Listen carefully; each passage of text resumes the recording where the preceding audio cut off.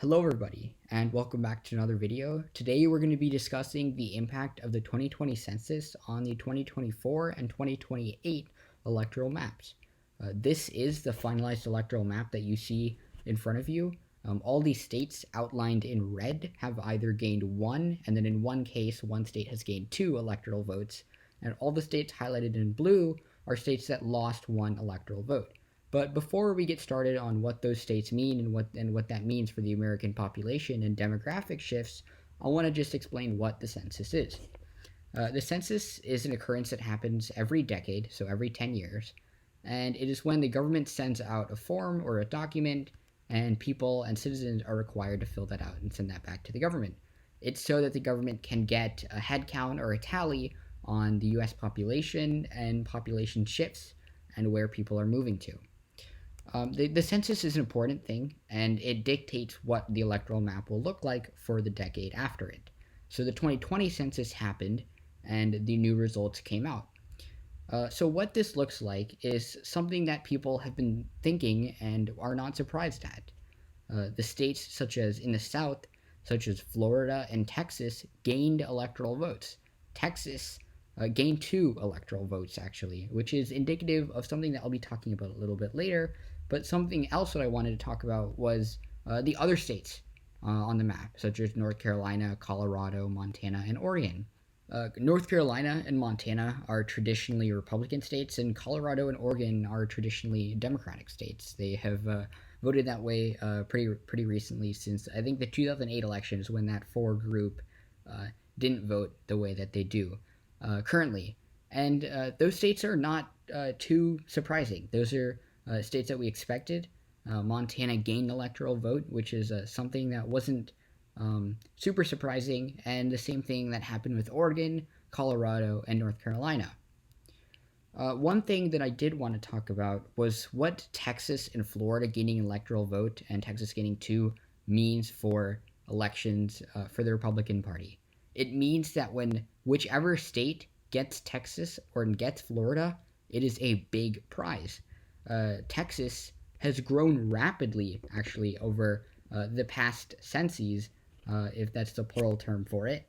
Texas in the 2000s had 32 electoral votes, and over the course of 20 years, it gained 8 electoral votes. That is some of the most rapid growth that we have ever seen. And it's indicative of what the US population is doing, because many people are moving from California, from Michigan, from Ohio, from Pennsylvania, from New York, from the northeastern part of the United States, from the Rust Belt, and moving to Texas. They're moving to Florida. And the COVID-19 pandemic only exacerbated that, because many people had to stay at home, and so they wanted to stay at home where there was warm weather in those southern states. But warm weather is actually not the main reason why this electoral shift is happening. It's also because the American electorate has just decided to move to Texas. A lot of people moved to Texas because it was cheaper than most of those states, and it was still a very, very big state. There are many reasons why, but Texas has become the new trend.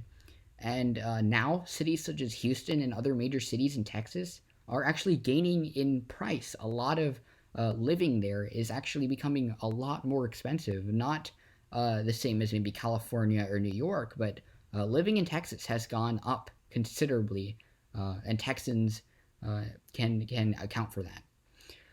This is indicative of what the American electorate is going to do, but it influences elections as well. The Republican Party is going to have a hard time holding on to the state of Texas. It's because a lot of those Democratic voters are now moving there, and Texas is going to become the most influential state in American politics. Whichever party can win Texas puts them on a very good path on winning the election. And the Republicans will need other states along with Texas to win election, but once the Democrats win Texas, the election is almost over. And I can highlight that right now for you. So if we just fill in this electoral map, and even if we are generous, right, with the Republican Party, if we give Trump, presuming that it's Trump in 2024, every state that he won in his 2016 election, the Democrats still win the election. So let's just go ahead and outline that. So this is what Trump's 2016 electoral map looked like.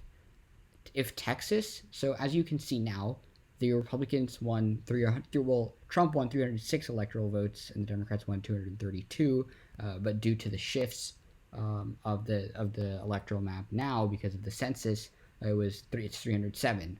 But if Trump wins every single one of these states in 2024, but he loses the state of Texas, even if he flips Arizona and Georgia, they still lose the election. And so it's very, very important for the Democratic Party to win the state of Texas, because it doesn't matter what the rest of the electoral map looks like, because all of these other states are still states that are safe for the Democrats. The only state on this list that is even remotely close that is gone for the Democrats is Nevada. But, I mean, it's still very unlikely that the Republicans win the state of Nevada. And so this means that this is functionally the end of the Republican Party, because the Democrats have already won the election, and they've done it with all safe states other than the state of Texas. And so what's really surprising and important is that all of those states that lost an electoral vote, they are no longer going to mean as much to the Republican Party. Yes, is 19 electoral votes and Michigan's 15 electoral votes still incredibly influential and very, very large prizes for whichever party wins? Yes. But in the long run, is Texas going to make more of an impact? Yes.